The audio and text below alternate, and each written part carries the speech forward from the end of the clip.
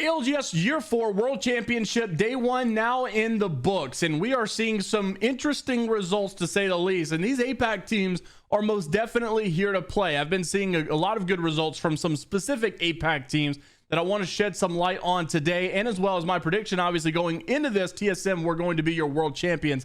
However, I really should have considered some more APAC teams. I kind of learned my lesson every single tournament, it seems. But let's dive in and talk about how these teams are doing, which teams look good, which teams might be left in the dust. And starting off elimination round 1, we do have some teams I am concerned about. So first off, let's dive into Group A versus Group B. You started off pretty nice because a Japanese roster, FNATIC, are able to take the first game of the day in game 1 and then also take the group stage as well for Group A versus Group B. FNATIC finished off in first place. Look at this though, 100 Thieves in second place. This team obviously had a lot of concern going into this. Everybody was like, well, they're going to bottom out. They're not, looking as good. This whole design drama that's been going on, blah, blah, blah, blah, blah.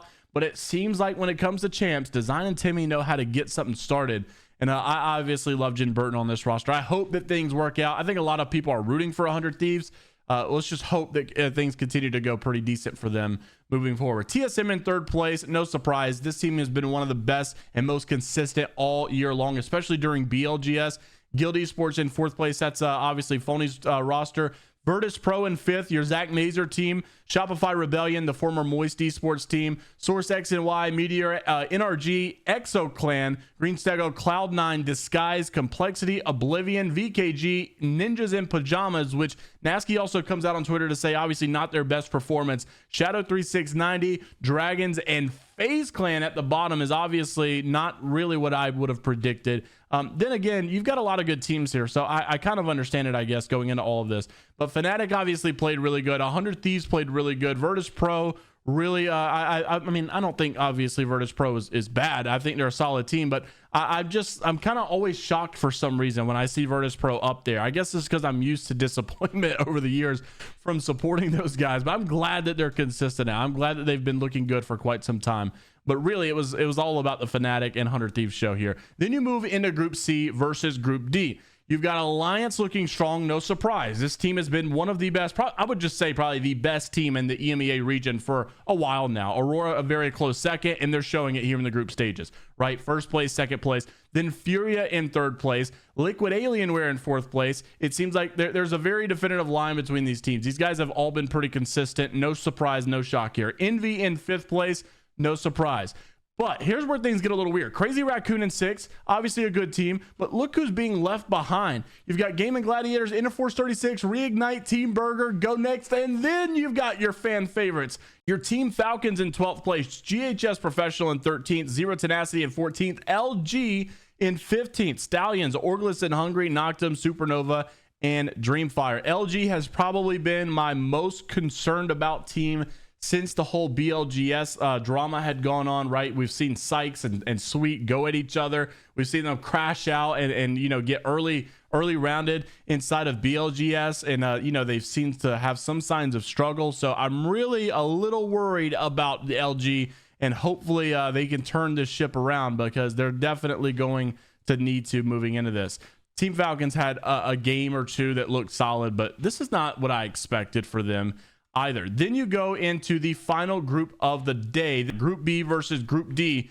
You've got Go Next in first place being able to win. I mean, I would really say this was a shocker for me. I was not expecting Go Next to look this good. However, we saw them at BLGS, right? BLGS, they had some pretty good results, and they looked like a team that was going to be a force to be reckoned with. I just, for some reason, when you put them on the grand scheme of things, I wouldn't necessarily stack them up too well against your Falcons of the world, your Alliances of the world. But obviously, they're showing that to be wrong. Go Next in first, Interforce 36 in second, FNATIC once again in third, showing really, really good in the group stages so far for a home crowd advantage. I love this for them. Crazy Raccoon in fourth, Stallions in fifth, Alliance in 6th, VKG in 7th, Dreamfire in 8th, Virtus Pro in 9th, Guild in 10th, Green Stego in 11th, Complexity, Envy, Disguise, Furia, Supernova, Liquid Alienware in 17th, and Meteor in 18th. Dragons and Source X and Y, your bottom teams here. Kind of shocked that Liquid Alienware didn't have so good of a group in this one, but it's not the end of the world. Obviously, more stages, more group stages to continue today. They're going to start once again at 7 p.m. Eastern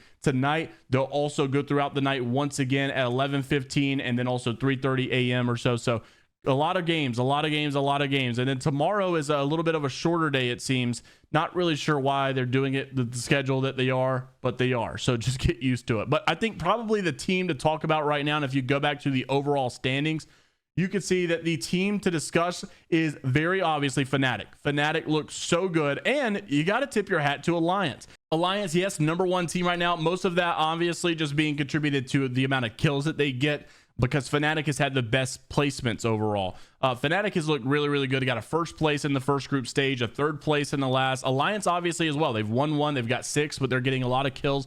So that's why they're in first place right now. These guys obviously punched their ticket to the winner's bracket already, I'm pretty sure. But go next. I feel like that's a pretty big shocker here. Actually, when you go into this very last game, game 6, you'll see Interforce 36. That's also not another roster I was predicting to do this well. Interforce 36 in the top 4 so far. Virtus Pro in the top 5. Crazy Raccoon, Guild, Furia, Envy, Green Stego, Stallions, Aurora, VKG, Liquid, Alienware, Disguise, Complexity, Meteor, Source X and Y, 100 Thieves, and TSM currently sit in your top 20 right now. Don't forget, obviously, these guys are looking for top 20. Top 20 will go to the winner's bracket here. If you get 21st through 40th, you will go to the elimination round 1 bracket. If you're coming out of the elimination bracket, obviously, if you're coming out of the elimination bracket, you're not going to get the advantage of POI draft. So this is very important. The group stages right now are very important. Team Falcons right now in 29th place.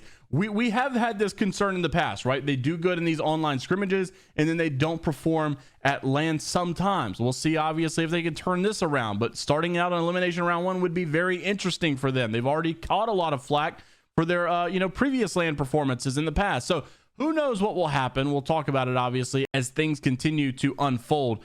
But yeah, this is the format if you're not familiar already. Top 20 teams in the winners round 1, bottom 20 teams in elimination round 1, bottom team 10s for there will go out and go home. Then the top 10 will go to the elimination round 2 and face off the bottom 10 of winners round 1. The winner of that, the top 10, will go to the final round to face the top 10 from winners round 1 into the finals. And then obviously you've got your ALGS match point champion there. Going to be an interesting set of games over the next couple of days, to say the least. One team I have shown a lot of love to today is FNATIC. This was one of the craziest bubbleless in-game rotates. Big balls you got it. Like, I mean, I've never seen something so big balls from a team in a very long time right now. But this was their bubbleless rotation to the center in game. This is like obvious champ stuff, right? This is when it's like, it's now or never. It's the last tournament of the year. You've got to make big plays. You've got to take big chances. And just take a look at how they just go out in the middle of nowhere, no bubble, just a Newcastle shield, and just start running it down to take center. They don't get shot at. Somehow they're able to take this position, and they are able to outlive a few other teams. So this is what is going to cause a championship run. This right here, taking big risks for big rewards, is what's going to allow you to get to that next level. I love that we're seeing plays like this in champs. I love that you're seeing moments like this. Hopefully there will continue to be some pretty insane moments. Don't forget the schedule for tonight at 7 p.m. Eastern, and the results that will be spoken of tomorrow morning when the games finish again around 7 a.m. the next day. Group A versus Group C, Group B versus Group C, Group A versus Group D. So basically everybody's still playing each other for the initial group stage matches. Nothing too crazy. However, we will get the results from this of who will be starting off in the elimination bracket and who will have the disadvantage of going home. Will you see a big upset and one of these teams that we had favorited start at the bottom? It's very possible and very, very likely at this point, considering how some of these teams have already started their first 2 groups.